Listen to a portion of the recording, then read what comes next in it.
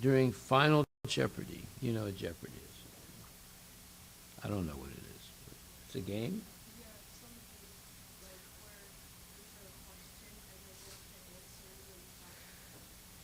Okay. During the Final Jeopardy, the category was U.S. cities, and the clue was its largest airport is named for a World War II hero. Its second largest for a World War II battle. Watson drew guffaws from many in the television audience when it responded, "What is Toronto?" The string of question marks indicated that the system had very low confidence in its response. IBM researchers said, but because it was Final Jeopardy, it was forced to give a response. The machine did not suffer much damage. It had wagered just $947 on its result. The correct answer is, what is Chicago? From an article in the New York Times. Wow. The category was U.S. cities, and the clue was, its largest airport is named for a World War II hero. Its second largest for a World War II battle.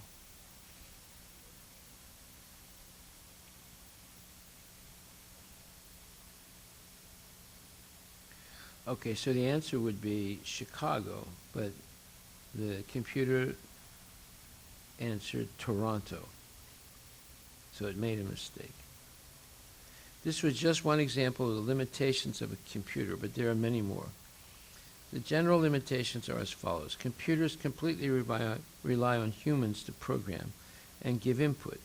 They have no self-intelligence, no decision-making capability, no learning power beyond what it is programmed for, etc. Computers cannot have a soul because Krishna didn't give computers souls. Humans constantly try to pour all their knowledge into computers. However, they will always be limited since computers can only process what is their input. Hence, Turing's claim that computers will have consciousness in the future is nonsense. Consciousness is a characteristic of the soul. Limited awareness does not translate to consciousness. Only the Supreme Personality has the power to bestow a soul. So the question was, find examples where computers make mistakes because they don't have a consciousness.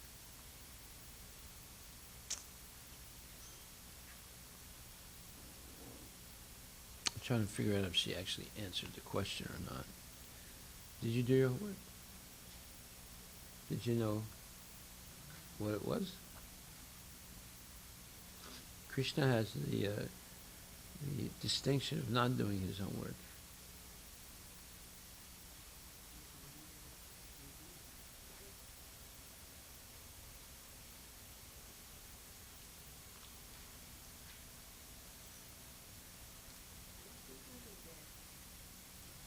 Last week?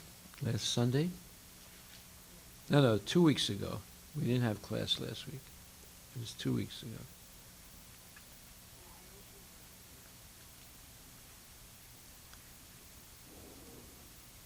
Did you know what it was? Did you write down what it was?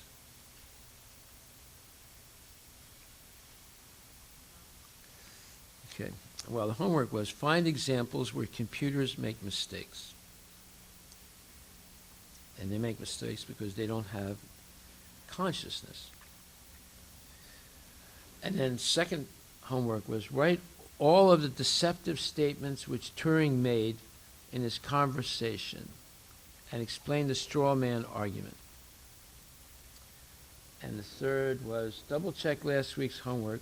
What is the law of gravity and what does it apply to? Then read the introduction to Ishopanishad. Did you do any of those things? No. Did you write it down? Whoa, I mean, you're supposed to write down the homework. Oh, 2 weeks ago? Was it 2 weeks ago? Okay. Okay. So now we just read some mistakes that computers make. And now we're going to read the deceptive statements which Turing made in his conversation. If you remember 2 weeks ago, I discussed Turing statements because he was the founder. Well, he's one of the founders of computers back in 1940s. He worked a lot on computers. He was an expert. So one of the humanities faculty in the audience put a question after the talk.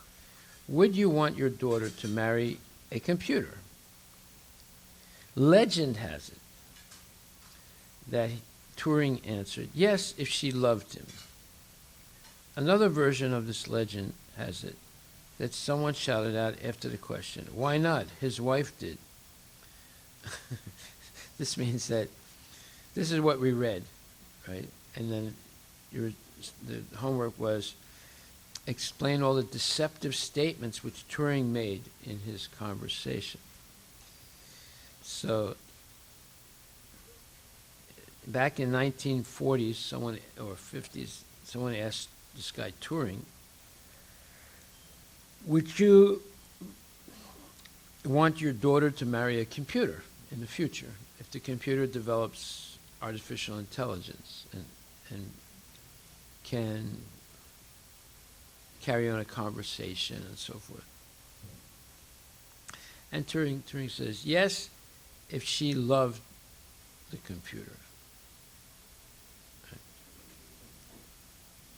And then someone shouted out from the audience that heard his answer, said, why not? His wife did. That means they're making fun of Turing. They're saying Turing's wife married a computer. Turing. You know, and they're saying he's not a real person, he's a computer. In this statement, Turing is explaining a hypothetical situation and is also stressing the so-called superiority of the computers. Turing says that a humanities faculty member, meaning a student of the arts, English, history, etc., asked a question to the speaker in a joking manner. Would you want your daughter to marry a computer? Then Turing wrote that legend has it that a man answered yes, if she loved him. Now this phrase, legend has it, means that there is a popular belief that people hold, but it is not necessarily true. So when Turing is saying that legend has it that the man replied, he is just stating in a fancier manner that the entire situation which he put forth was hypothetical. Additionally, he states that the speaker replied to the question by saying yes, if she loved him, referring to the computer, by referring to the computer as him in the situation. Turing is reflecting his and other computer scientists' popular belief that computers are able to have a soul and a consciousness. However, a necessary condition for computers or robots to have a soul is that they be self-aware or conscious. This statement is completely false because it's not that creating these characteristics will get somebody a soul. Once you have a soul, only then will these attributes be given. Hence, Turing's saying that computers have to become self-aware in order to get a soul is incorrect. That's an important point. We'll go over that in a minute.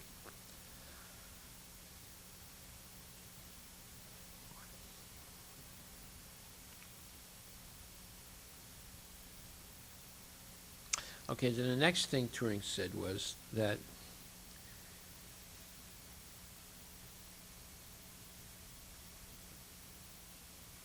there's a theological objection, he says.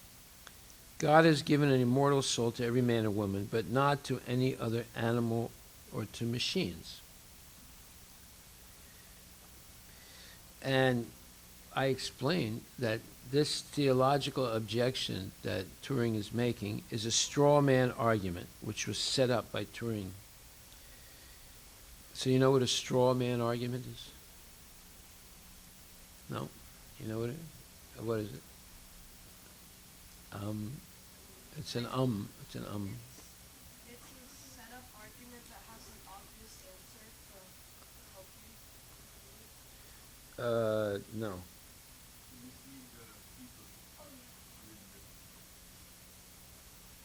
Yeah, it's a set up, or it's a fabricated argument that a person who wants to defeat something sets up this argument, and then he knocks it down because it's a weak argument. That's why it says straw man. You know what a straw man is?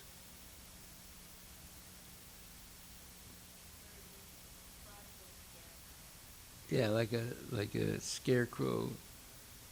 What do you call those? Scarecrow. They make a straw man with a hat and a coat, but make it out of straw, and it's supposed to scare the birds. They think it's a man standing there in the field, so they don't go there to eat whatever they can get. So, Turing says there's a theological objection. God has given an immortal soul to every man and woman, but not to any other animal or to machines. The theological objection is a straw man argument which was set up by Turing. A straw man argument is an informal fallacy based on refuting an opponent's argument. While the argument is not actually from the opponent, in other words, a straw man argument is a weak argument cleverly established to be put down. So if you set up a straw man argument, it's in order to defeat another person in a discussion. And you set it up in such a way that you can knock it down very easily. So this is what Turing does. He says, well, God gave soul only to human beings, but not to animals and machines.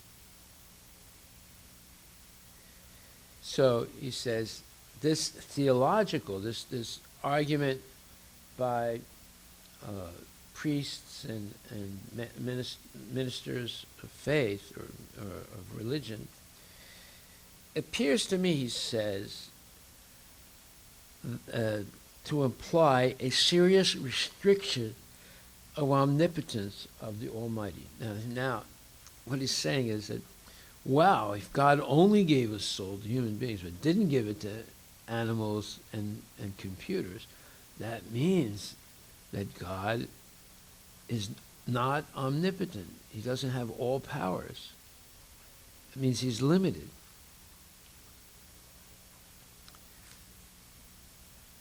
In other words, the ministers and the priests, they're restricting the omnipotence of God. See, this guy's very clever. So when you set up a straw man argument, you have to say something like this, that, oh, the priests, God only gave a soul to human beings. He didn't give it to animals and to robots and computers. Is that true? What's wrong with his statement?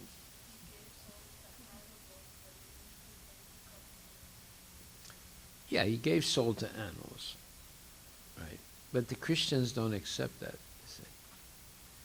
So what he's doing is he's doing two things. He's setting up a straw argument, and he's criticizing the Christians. See how clever this guy is? He's a demon. He's very smart. So, he seems to be taking the side of the spiritual people by saying that the theological objection puts a great restriction on the power of the Lord. Actually, this is not a correct statement. She made a mistake here.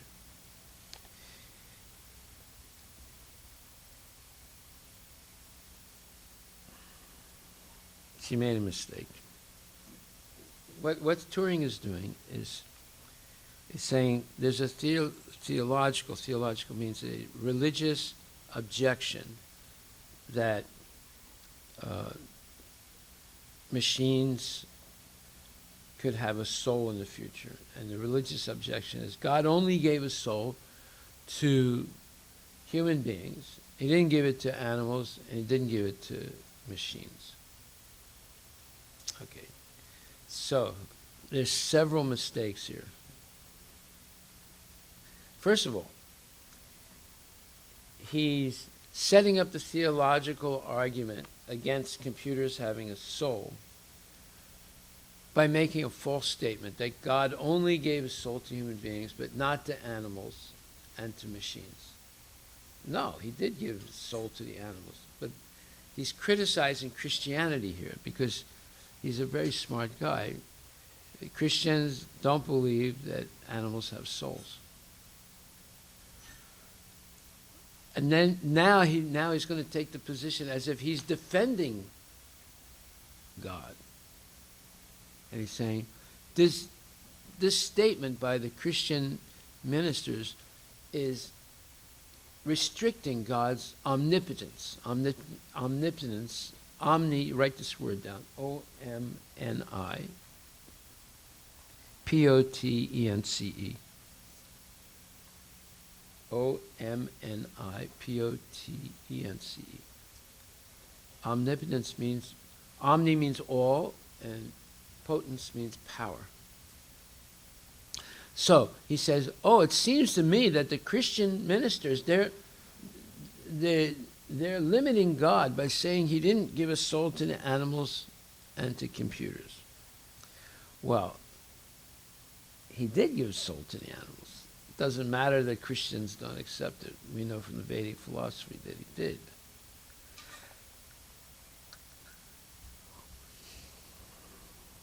So in this way, he's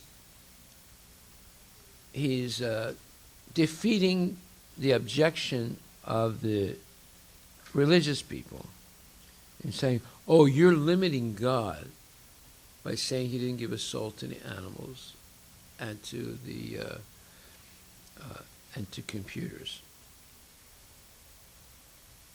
So what he's saying is that the Christians themselves are admitting that there are certain things that God cannot do.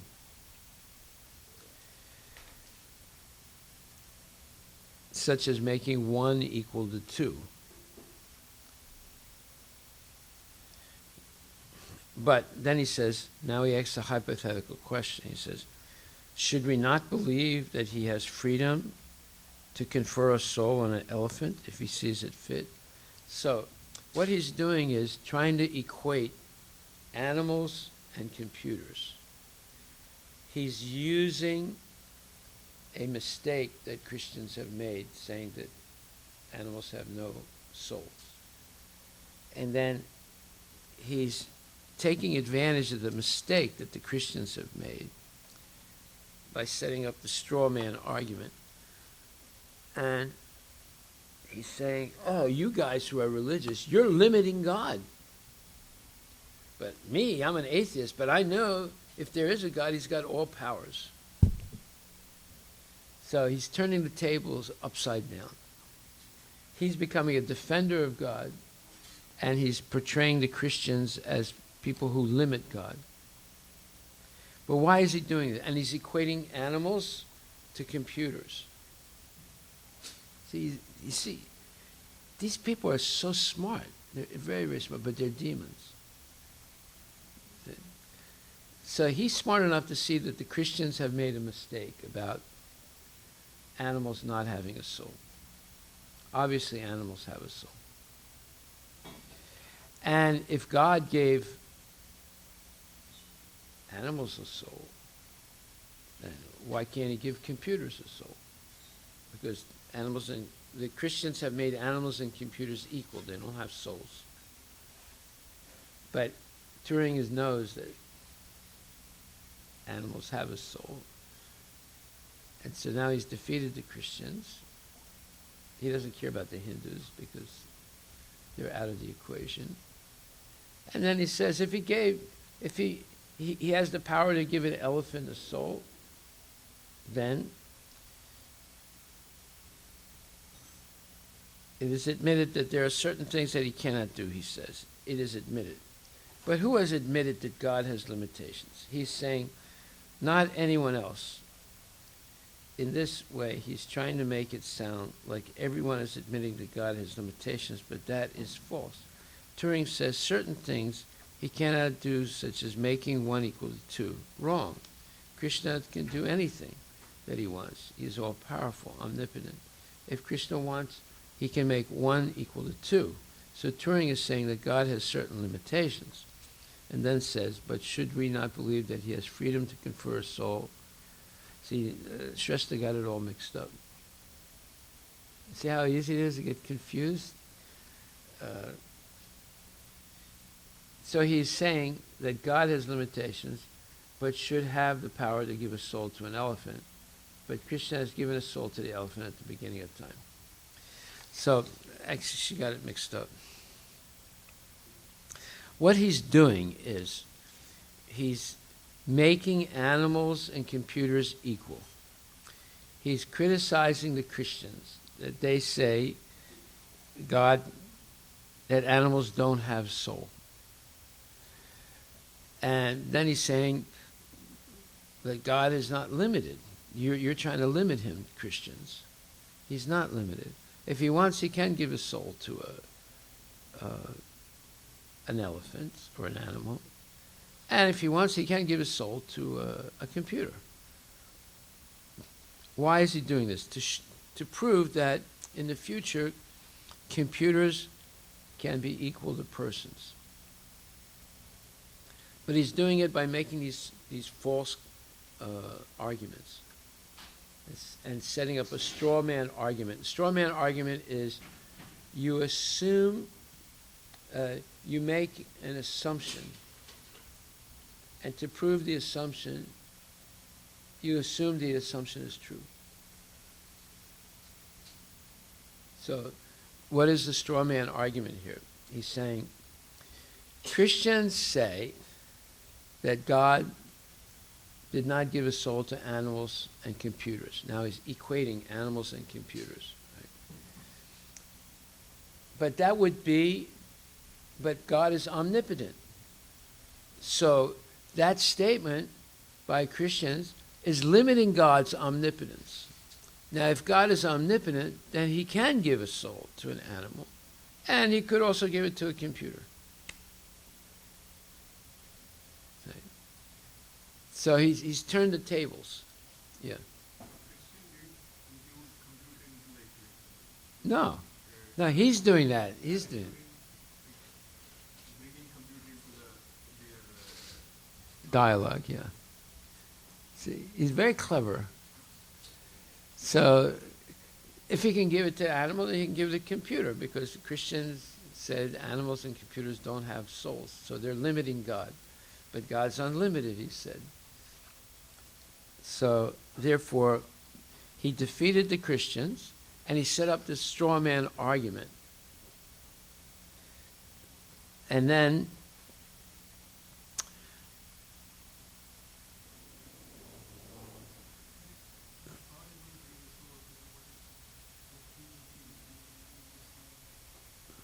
well, he's going to, no. It's in the end, see, now 1 second, let's get to the end.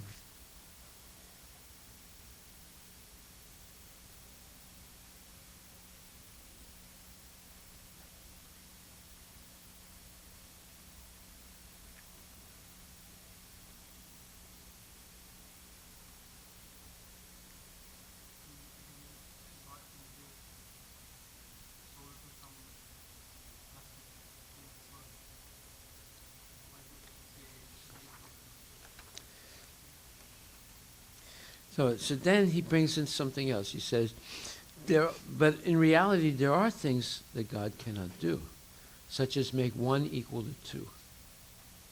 Okay? See, he's piling on here false arguments.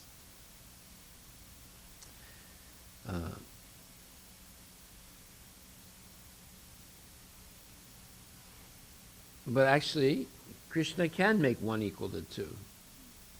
He can also defy the laws of gravity. When he was 5, 6, 7 years old, he lifted Govardhan Mountain. That's defying the law of gravity. A little kid lifting a whole mountain with his pinky.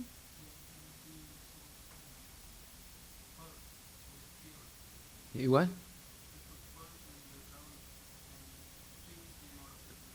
Yeah, that's another story. Yeah, but no. But reversing the law of gravity, he lifted a mountain with his pinky, although he's only 7 years old. Okay. Yes.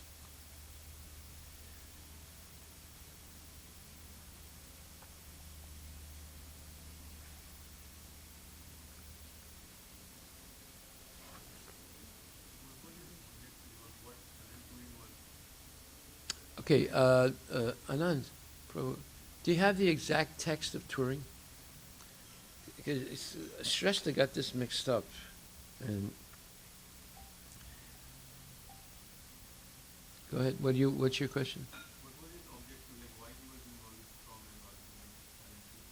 No, because he's trying to prove that scientists will be able to equal God's creation by making an artificial computer into a real person. That's what he's trying to do. But he's doing it in a very, very tricky way, and it's just I got confused there.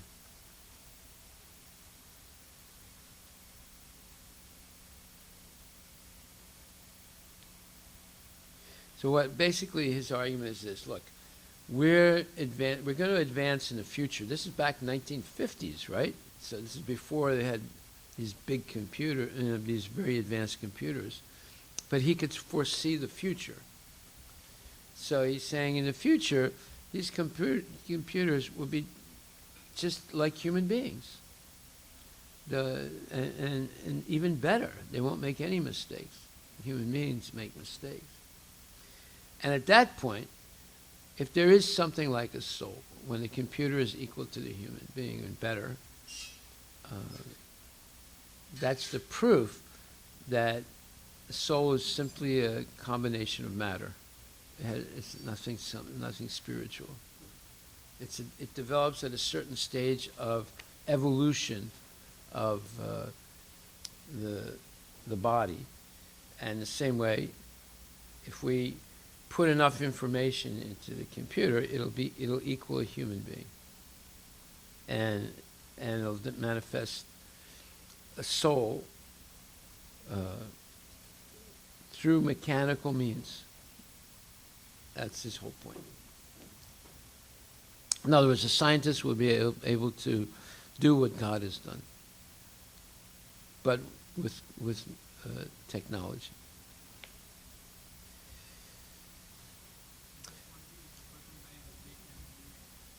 If what? Reanimate the person. Well, they can reanimate the computer. Something breaks down, they just put a new part in. Yeah.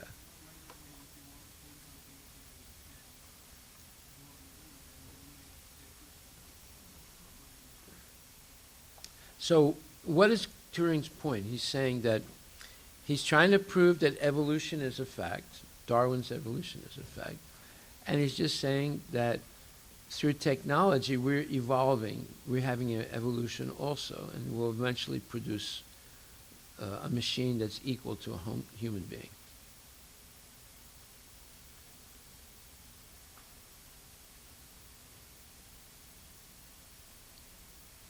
So it's by evolution that a body develops a soul.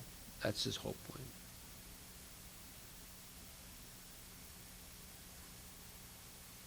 By conveniently stating that an elephant will get a soul through evolution, he's trying to say that the computer will get a soul through evolution also. However, the true evolution is that, according to its karma, the soul is appropriate. The soul receives an appropriate body at each lifetime. Mutation creates adaptations in the body, but does not create new species. At the beginning of time, Krishna had created 8.4 million species in this material world.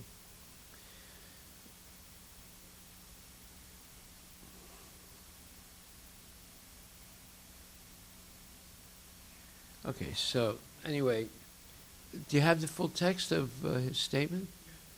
Yeah, just give it to me. I'm going to look at that. I don't want to go off of Shresta's writing.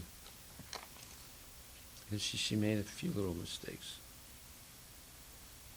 Did you do any homework?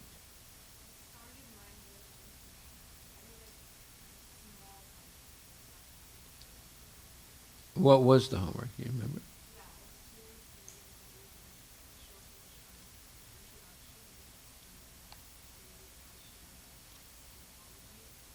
Yes, exactly, yeah. How come the girls write down the homework and, okay, you weren't here, you were here, right? How come they write down the homework and do something, or like Shesha did it all? And did you do any homework? Ishopanishad? What did you read? What? Touring. Oh, did you write down the mistakes he made? Okay. Okay. If you learn this stuff, then you become really sharp. You'll be able to know when people are cheating. By setting up a straw man argument. Do you know what a straw man argument is? No. What does it mean, straw man? Yes. What's a scarecrow made of? Straws, but they put a coat on it, and pants, and a hat. Right? So it looks like a man, but inside there's no man, it's just straw. So that's what a straw man argument is. You set it up so you can knock it down easily.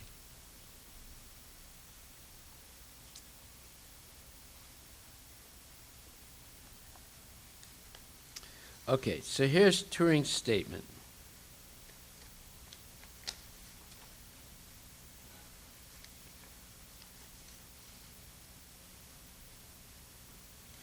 Turing's statement is, he says, he's giving a lecture, right? But he starts off with a little joke. He says, let's start off on a light note. Light note means he's going to make a joke. A long time ago, when computers were still new, yes, it was that long ago, when I was at my first academic assignment, the head of the division dealing with computers gave a talk on artificial intelligence for computers. So he's talking about when he was a student, this is back in the 1940s, he heard a professor give a talk on artificial intelligence. Okay. One of the humanities faculty, in other words, the teachers who teach English and history and art, that's called humanities, as opposed to people who teach math and science. And that's not considered humanities, it's considered science, right? So one of the teachers who teaches humanities, who teaches, English and art and philosophy and things like that, in the audience, put a question after the talk. Would you want your daughter to marry a computer? And Turing's answer was yes, if she loved the computer. Okay. Does that make sense? Loving the computer, loving a machine. Another version of this, so there's another part of this story he's telling, is that someone shouted out after the question, why not? Why should we doubt what Turing is saying? Because his wife married one. His wife, Turing's wife, married a computer. Who did she marry? Turing. So they're making a joke that Turing's not a real human being, he's a computer. Okay? Therefore, he wouldn't mind it if his daughter married a computer. It's a subtle joke. Okay. So now Turing gets serious. That was a joke part of his talk. Usually you start a lecture off with a joke to catch everyone's attention, and then you start your lecture. So he's starting his lecture. He says a necessary condition for computers or robots to have a soul is that they be self-aware, be conscious. So, this is a necessary condition to say that a computer has a soul. Now, is that true?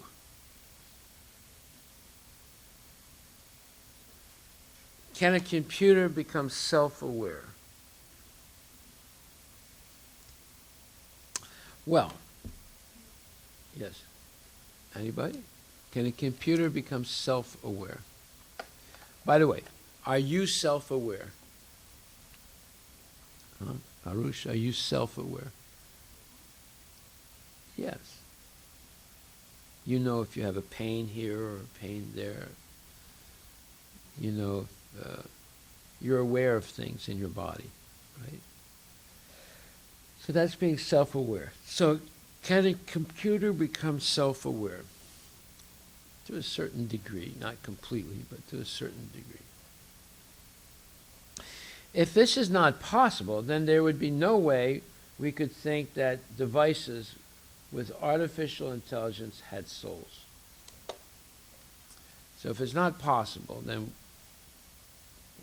for the computer to be self-aware, then we'd say it's not possible that a computer can have a soul. So in this section, we'll focus on whether computers and robots can be self-aware. Another way of talking about this is to ask whether artificial intelligence is in fact possible. That is to say,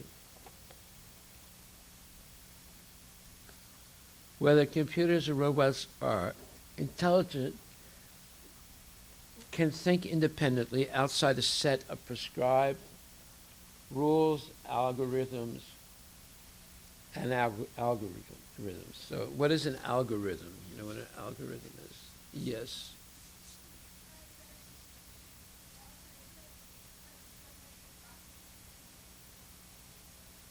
Yeah.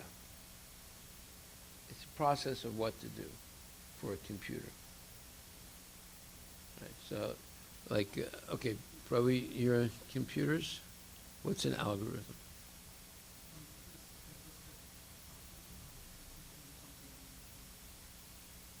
Okay. So he's saying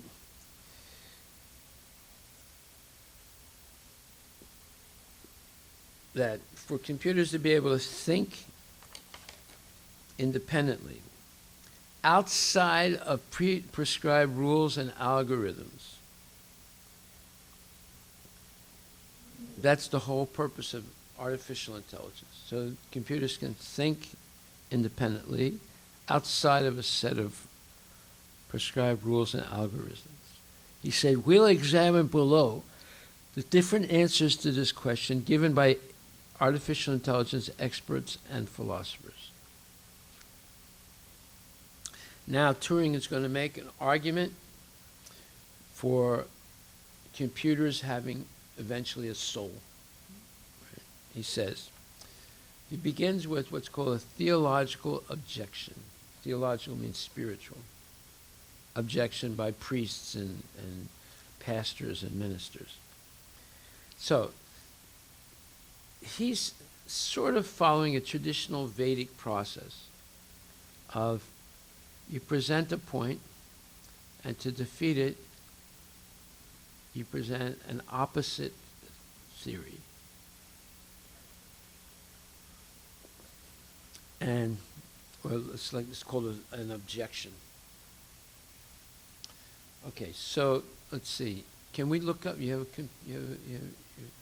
Look up Vedic process of logical argument. Let's see what it says. Vedic process of logical argument. Actually, Turing is using a means of argument following a template, following a certain process. Does it say anything?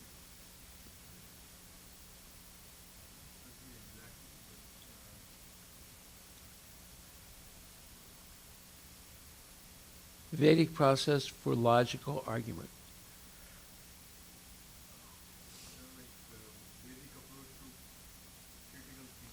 Okay, what does it say?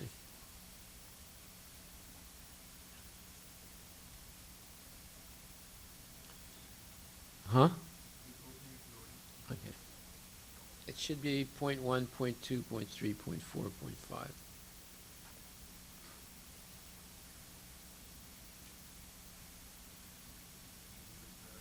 Huh?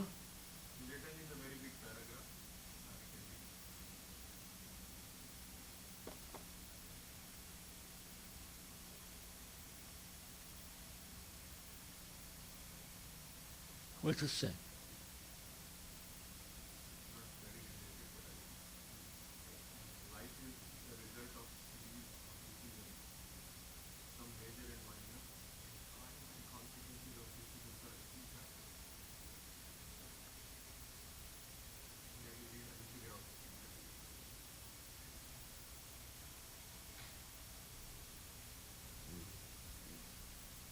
What? Go ahead.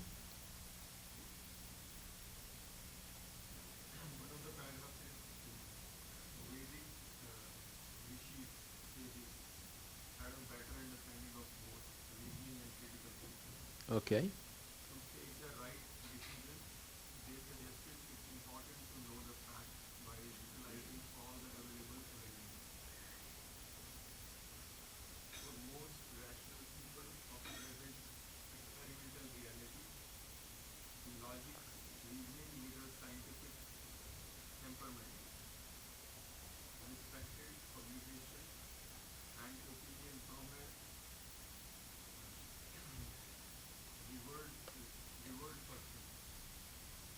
Expert, it means an expert. What is this?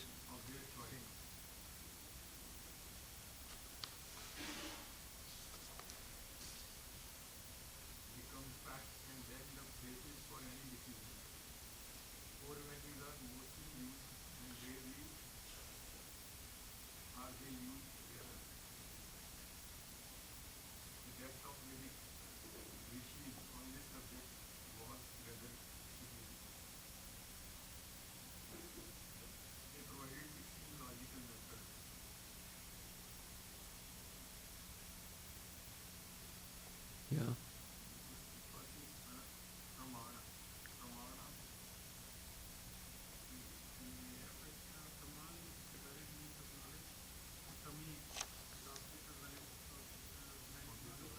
Okay, pramana means evidence.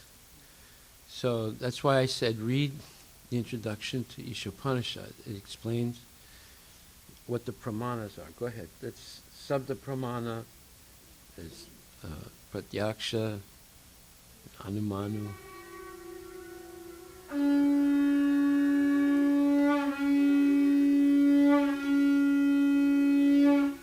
So there are three things. There's, okay, go ahead. Go ahead.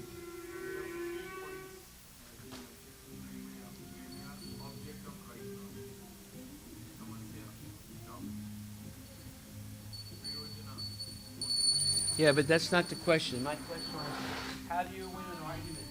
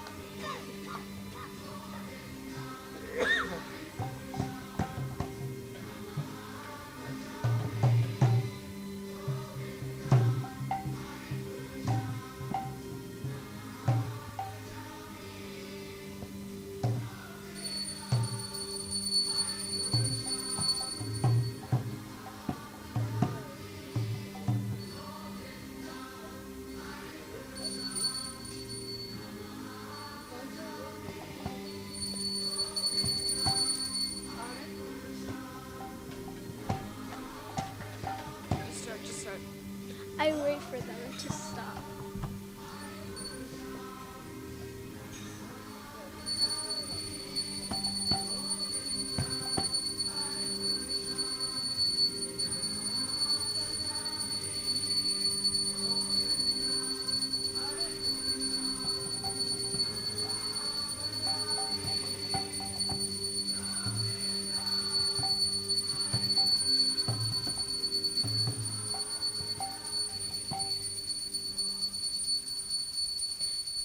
Yashomati Nandana Vrajavaranagara Gokula Ranjana Kana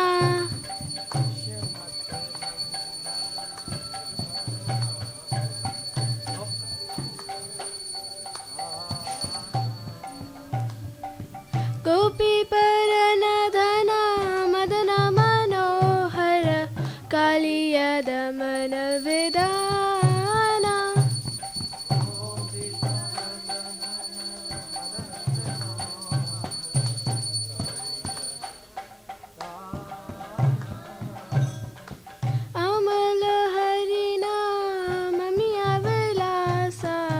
Vipina Purandara Navina Nagarabara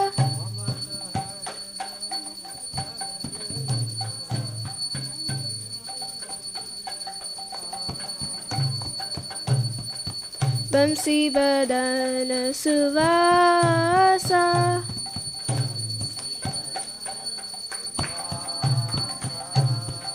Vajjana Palana Surakulanashana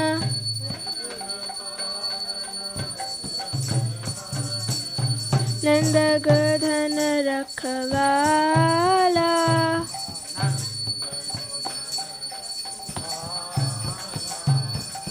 Govinda Madhava Namanita Taskara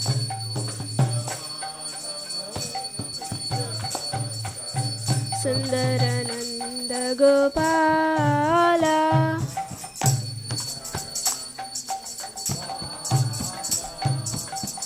Jamuna Tata Chara Gopi Basana Hara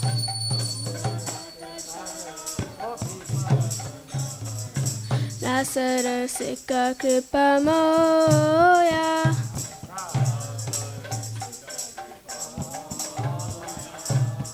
Shri Radha Vallabha Vrindavana Natabara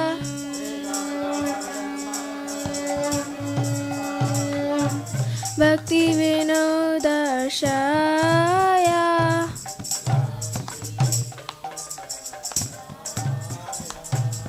Yashomati Nandana Vrajavaranagara Gokula Ranjana Kana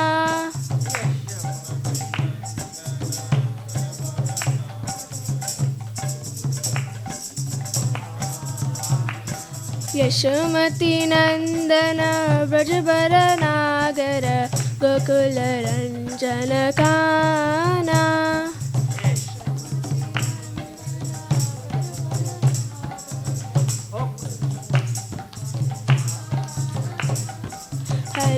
Hare Krishna, Krishna Krishna, Hare Hare, Hare Ram, Ram Ram, Hare Hare.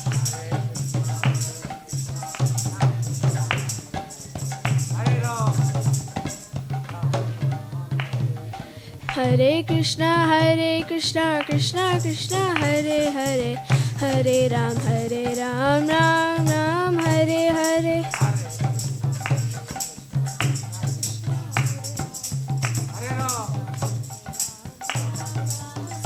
Jaya Radha Nila Madhav Radha Nila Madhav Radhe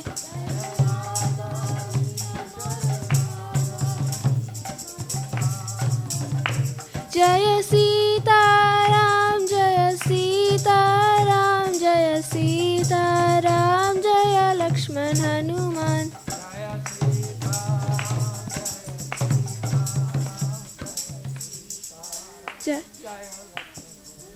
Jaya Lakshmi Narasimha Jaya Lakshmi Narasimha Jaya Lakshmi Narasimha Jaya Lakshmi Narasimha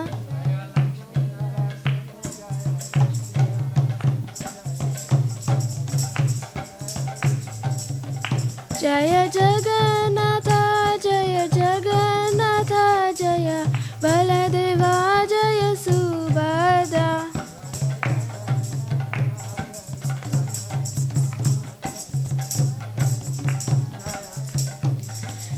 Nittai Gaura Hari Bol, Hari Bol, Hari Bol, Nittai Gaura Hari Bol.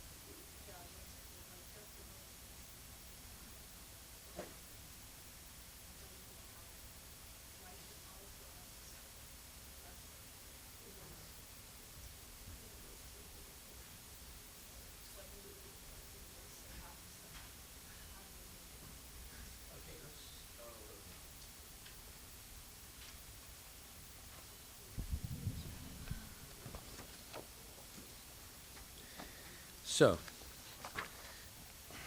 first of all, do you have the text of Turing? No. Did I give it to you?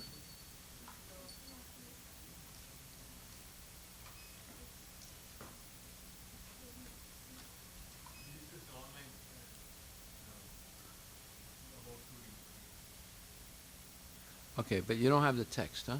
Okay, so we'll have to print it out. Anyway, see, when you're learning how to debate a question, right? First of all, there's the question, and then there is a objection. So let's say you say, I believe that all men have hair. Okay. So then there's an objection.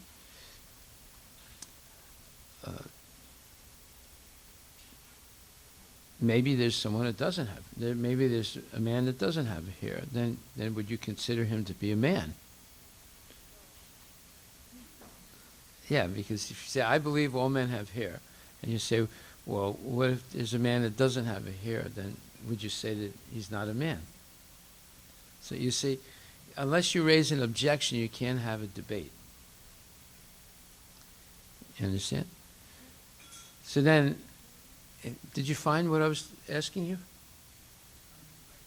Okay. So this is what Turing does. See, first of all he says, can computers and robots, can they be intelligent? Can they think? For them to be equal to a human being, they would have to be self-aware, and they would have to be intelligent, to think independently.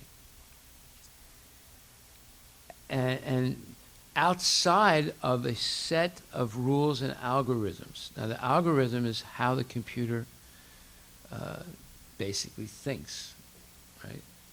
Right? Is that what an algorithm is? It's a set way of thinking, right? So you have different algorithms.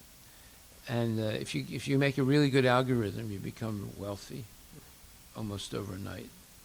Everyone will want to buy it. So you can make an algorithm for predicting the stock market, right? Now, if your algorithm for predicting what the stock market is going to do, you would become wealthy overnight. Everyone would buy it. Yeah. Okay. So that's why there are people that are just in the business of making algorithms. They're called, what do you call them? The structural computer engineers? Is that what?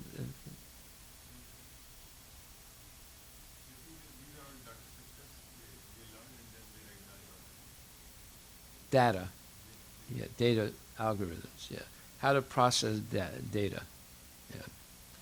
Okay, so during the first question, the question is it possible for computers and robots to be intelligent like a human being? And is it possible for the robot to be self-aware? So then Turing's point here is, for a computer to be self-aware, they would have to go outside a set of prescribed rules and algorithms. Because if you only have if a computer can only think according to set rules and algorithms, then it's not really conscious. It's just a machine. But if the computer can go outside of the set rules and algorithms, then it's becoming self-aware like a human being. And then you could say a computer has a soul. You understand? So he's setting up the question, right? So now, how does he answer it? He begins with the theological objection. What does that mean, theological objection, you know? Whenever you're going to set up a debate, you have to set the question up, and then there has to be an objection to it. Okay. So what's the theological objection? Well, theological, it's a theory of religion, not a theory, but it's a study of religion. Yeah. So it's a religious objection. What's the religious objection? Thinking is a function of man's immortal soul. God has given an immortal soul to every man and woman, but not to any other animal or to machines. Hence, no animal or machine can think. This is a straw man argument. He's not actually explaining what God did. He's explaining it falsely, but he's doing it knowingly so that he can knock it down. He can defeat it. You see what he's done?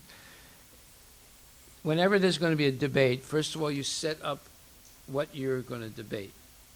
The debate is, can a computer or a robot be intelligent?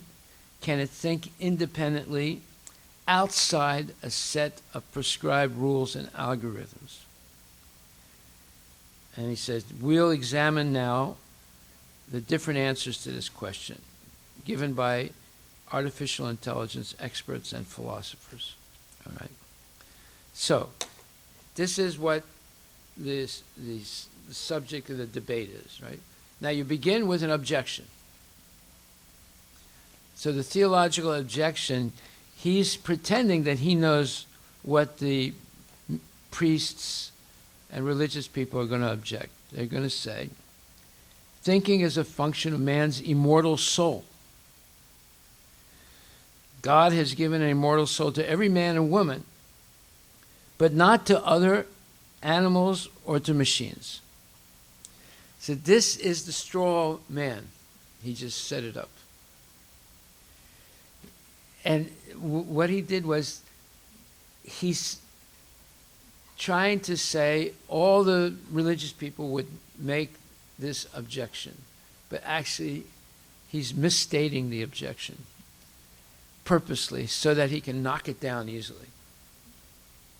All right? That's called a straw man argument. So, you assume something, and to prove that it's true, you accept that what you assumed is true. You see?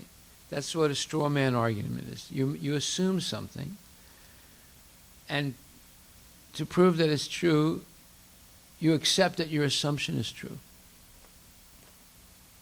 Like, only men have hair. Only men and women have hair.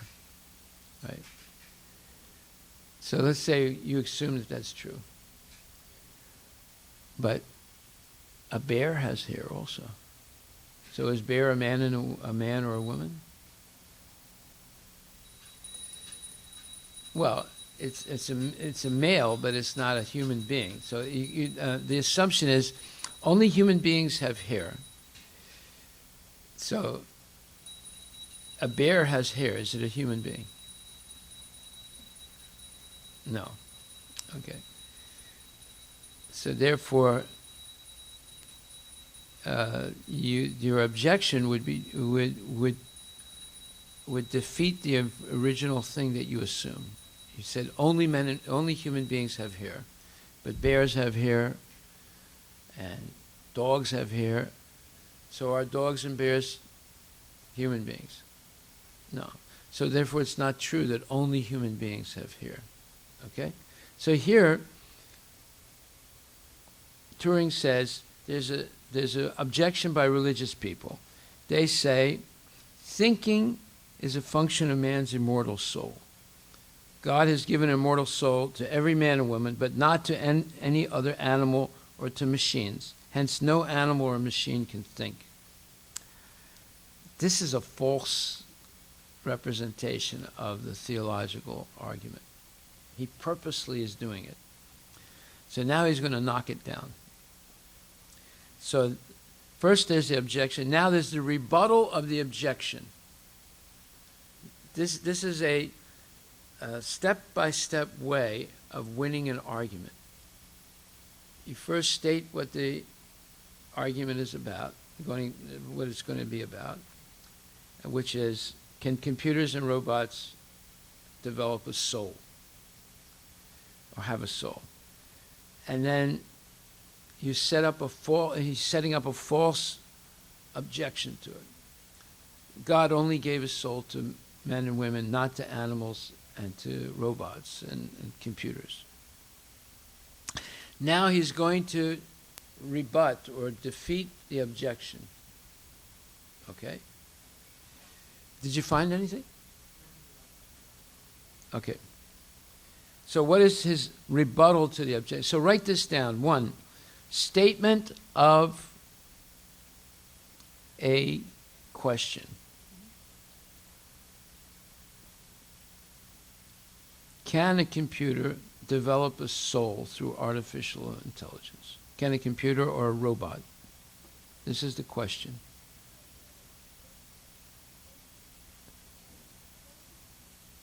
Can a computer develop a soul by artificial intelligence.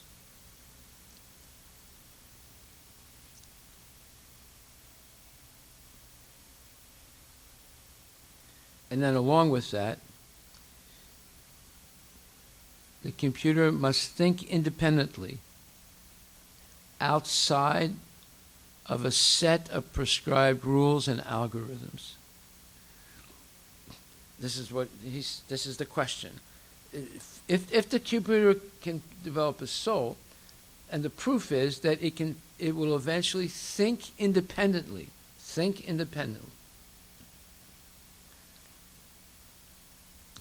Outside a set of prescribed rules or algorithms. An algorithm is a set of rules by which something acts. The computer is going to act. It would have to think independently outside of the set of rules and algorithms. Just like you can think independently.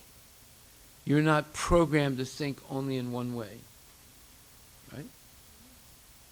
So the computer would have to supersede the algorithms that it's been programmed to think with. And at that point, it would be considered to have a soul, according to Turing. Okay? Now, yes?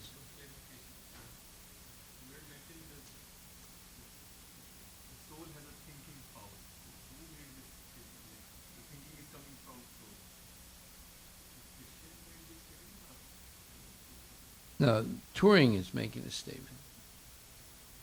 He's making the whole thing up. The whole thing is artificial.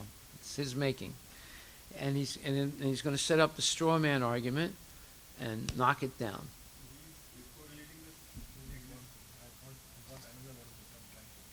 Yeah. Okay. Go ahead.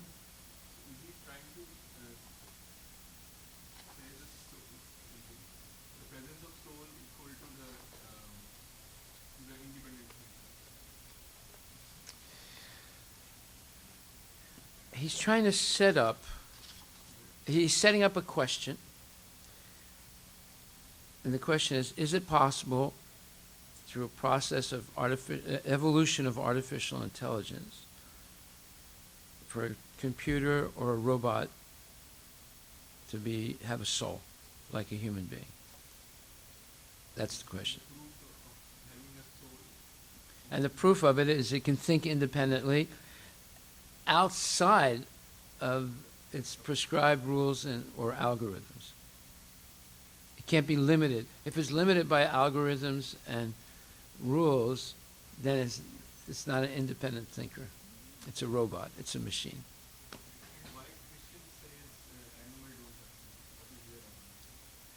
Well, there's no valid argument why they say that. The Prabhupada defeated it. He said, look, a human being eats, it does four basic things. It's eating, sleeping, mating, and defending. Right? He said, but animals also eat, sleep, mate, and defend. So what's the difference? So the difference is, human beings can think. But wait a minute, animals can think too. If you come at the animal, let's say you go toward a chicken with a knife, it runs away. Or you put your finger in front of an ant, it'll try and go around, or it'll go backwards and go away, right? So there's proof that the animals and even the insects, they also think. So what's the difference? Yeah.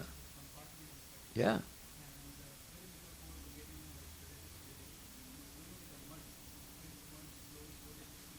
And mud and straw. Yeah.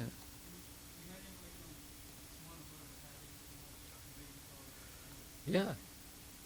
So, therefore, the Christian's argument as well that human beings can think, animals can't think. That's not true. Right? So Prabhupada said the only differences between a human being and an animal is that a human being can understand God. An animal can't. Like the dog will walk into a church and then lift its leg up and pee in the church. But the human being won't do that, unless they're an animal, So, you see, just because thinking is not the thing that differentiates the animal from the human being, it's understanding God. That's what differentiates. So, for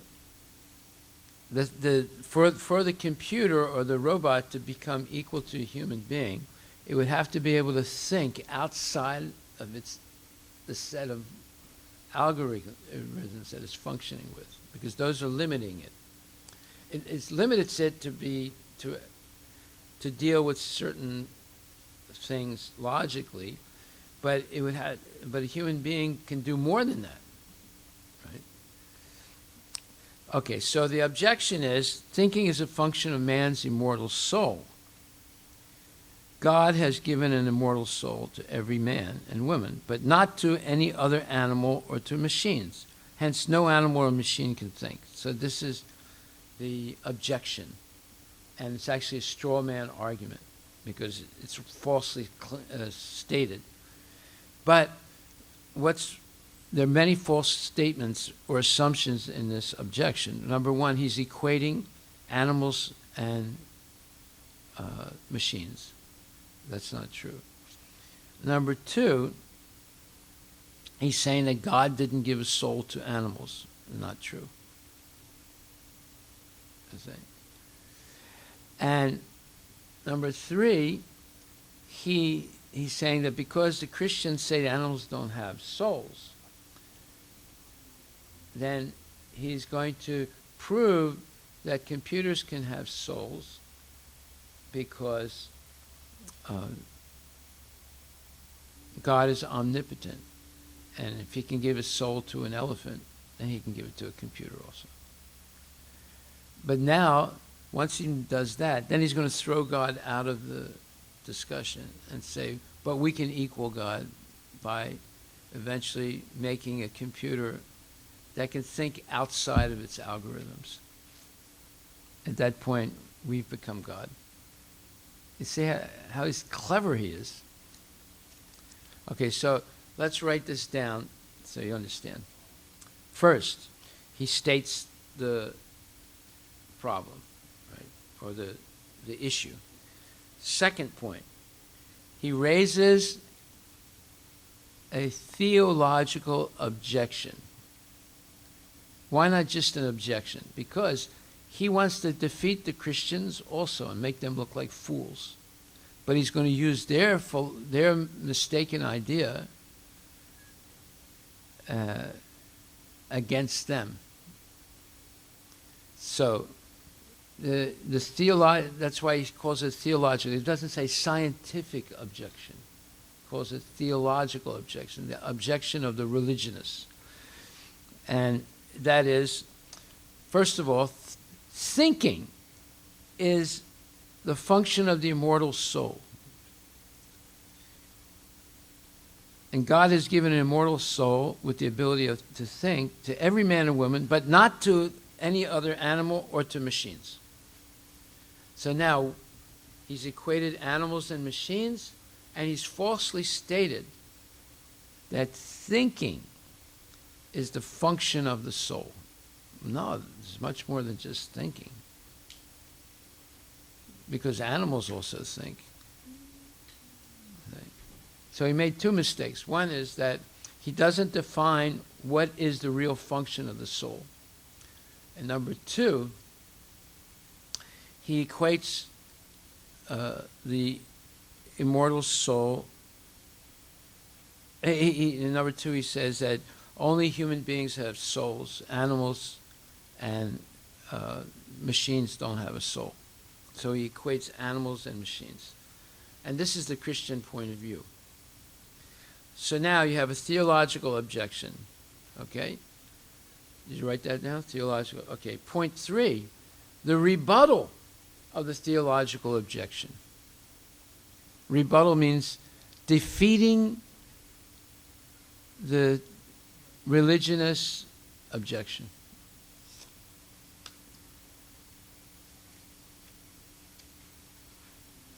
Okay? See, these guys, I mean, Turing was a very smart guy. Very smart. And a demon. Yeah. Yeah. His computers didn't save him from death. Oh, yeah? Yeah. But you see, he was a very smart guy.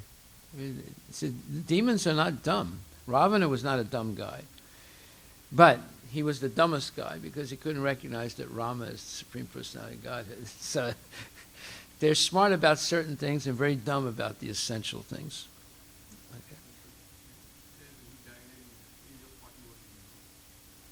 Okay. Did it say how he died? What?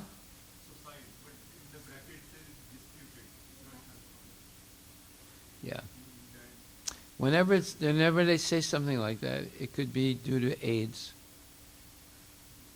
AIDS. He might have been, anyway.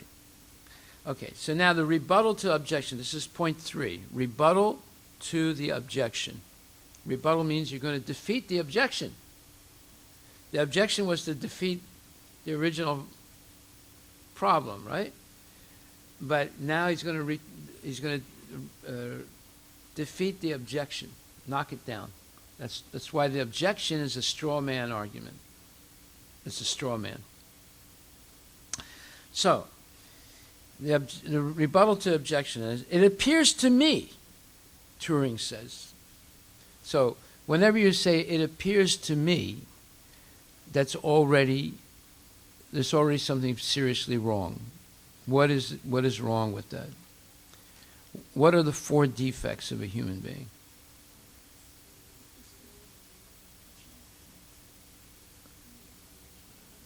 Right. So can a human being, find out what is the absolute truth simply based on their own logic and reason? No. So he says, it appears to me that the theological objection implies a serious restriction of the omnipotence of the Almighty, meaning the omnipotence of God. What does omnipotence mean? I told you to write it down, right? Did you write it down, Arush? What does it mean? All power. He says, it seems to me that the priest's objection that computers can become intelligent and can think eventually independent of their algorithms. This implies a serious restriction of the omnipotence of the Almighty. In other words, if God is omnipotent, he could give a soul to an animal. He could give a soul to a computer.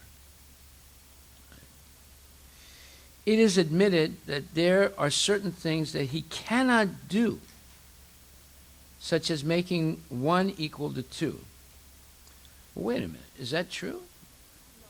So he says, it is admitted. So whenever you use these impersonal pronouns,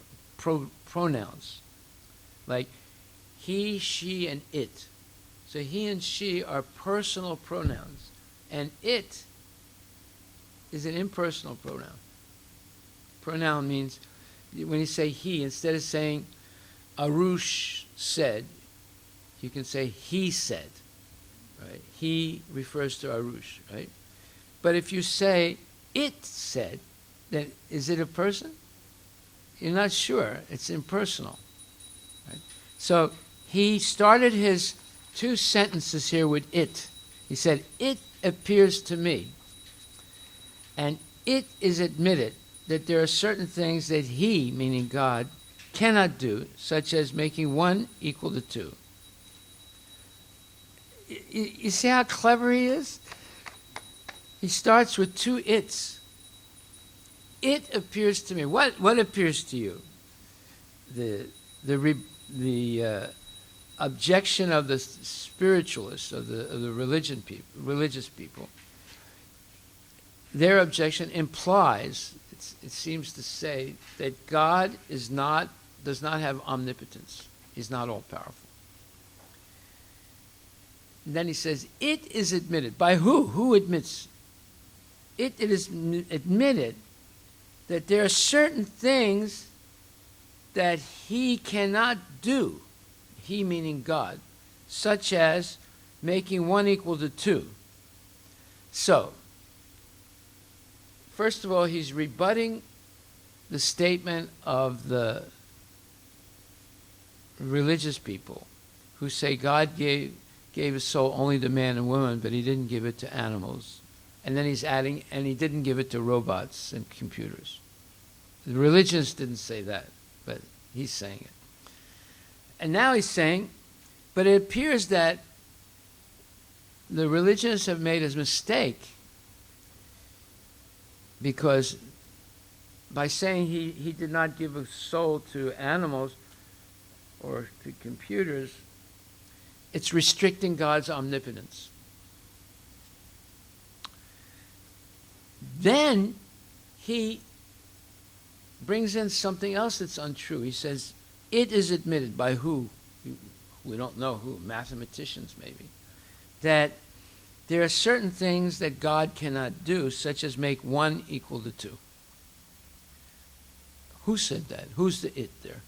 He doesn't say who that it is. It's impersonal. You don't know who said it. This is a speculation he throws in there. Then he says, but should we not believe? You see, what does that mean? Should we not believe? What does that mean?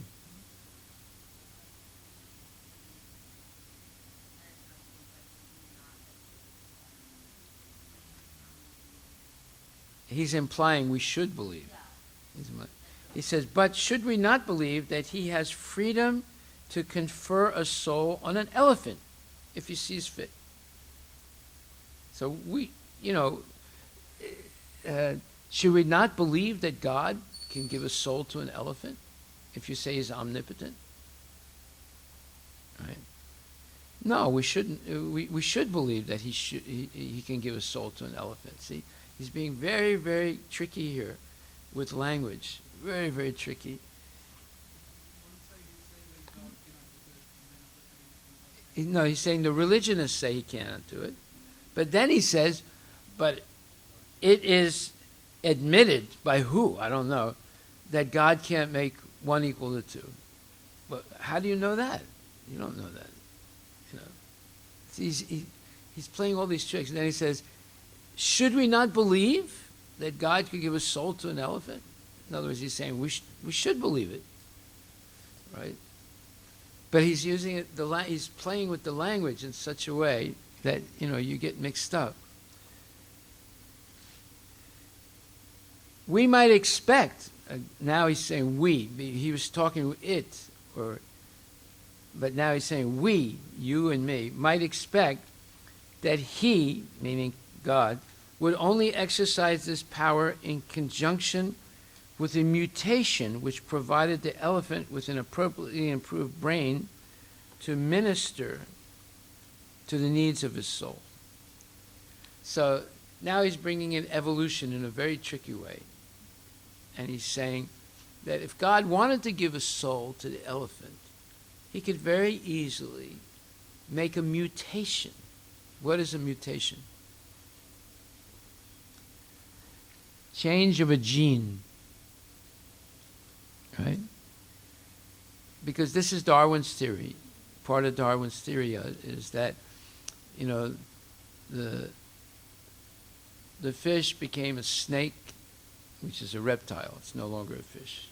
And then the reptile became something else by the survival of the fittest and over a very long period of time. And then later on, after Darwin, the geneticists said, oh, wait a minute, there's mutation of DNA or genes by accident over a long period of time, and that can give rise to new species. So he's bringing Darwin into the argument now. And he's saying, should we not believe that he has freedom to confer a soul on an elephant if he sees fit? We might expect, see, he's using all this hypothetical language. We might expect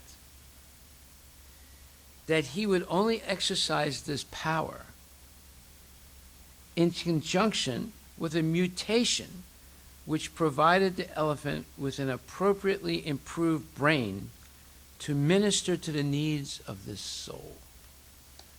So this is all hypothetical nonsense, speculation. None of this is true. But he's saying the way God would give a soul to an elephant is through a mutation.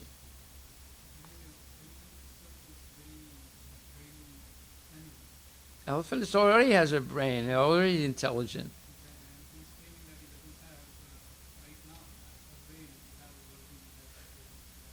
Right. But that's not true either. He does. The elephant is very intelligent. Elephant has a soul. So that's the end of his proof. He rebutted the theological objection and gave a segue. You know what a segue is? S-E-G-W-A-Y. Segue. Write this down. Huh? Not a term. Some way leading to some other place. A segue is a path, a new path that goes somewhere else.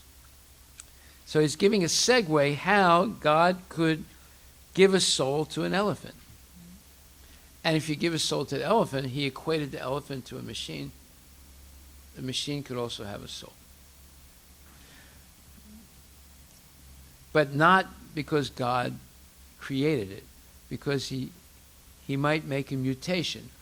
But now what he's implying is mutations happen naturally in nature. So now you don't need God. Nature is God. Because that's the theory that Darwin started with, the survival of the fittest, but later on geneticists came to give another basis for the evolution, which is mutation, genetic mutation. You see how clever these people are? Very, very smart. So there were 3 steps and a segue. How Turing wanted to prove that it's possible for computers to have a soul, or a soul can develop through material combinations over a period of time through evolution, Darwin's theory of evolution. Now, Shasta got it mixed up. She made a good try, and she got it mixed up. So now, this is the way the demons convince people of things without actual proof, through simply speculation, jugglery of the English language, and setting up straw man arguments, and just saying things that are not true, but they sound true. And it's all by jugglery of language. You see how he started saying, it appears to me, it is admitted that. But should we not believe?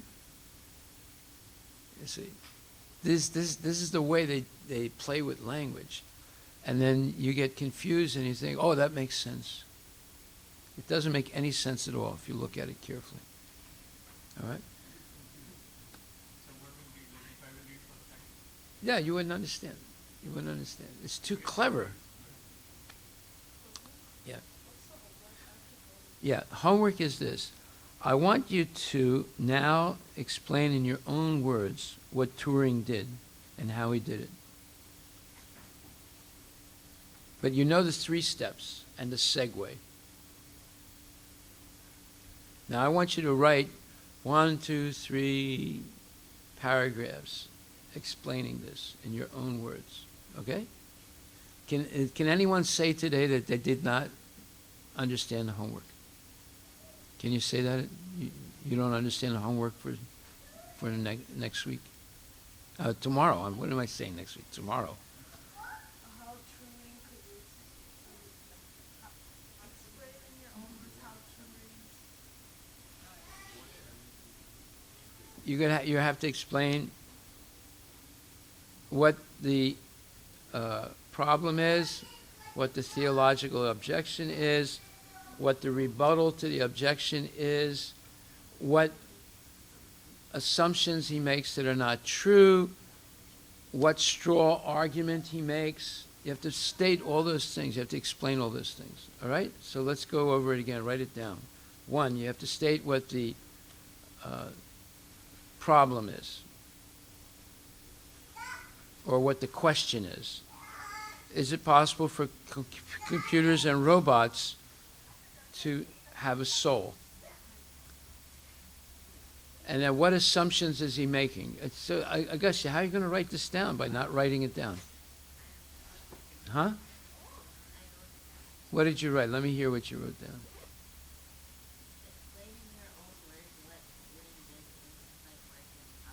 Okay, but I'm giving you more specific information. Explain what the question is. Explain what the assumptions are in the question.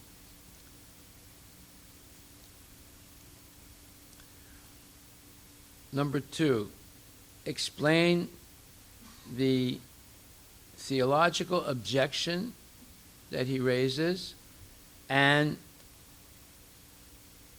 the straw argument that he sets up.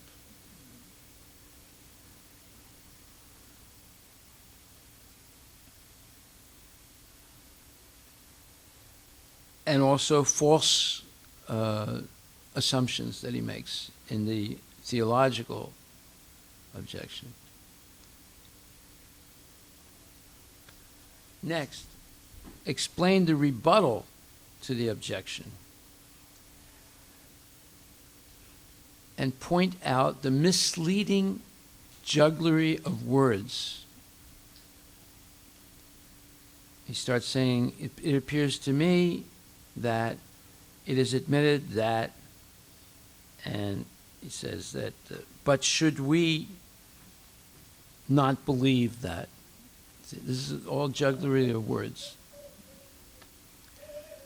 And then explain the segue he gives by which he rejects the existence of God and he establishes the credibility of Darwin's theory of evolution with the help of modern geneticists.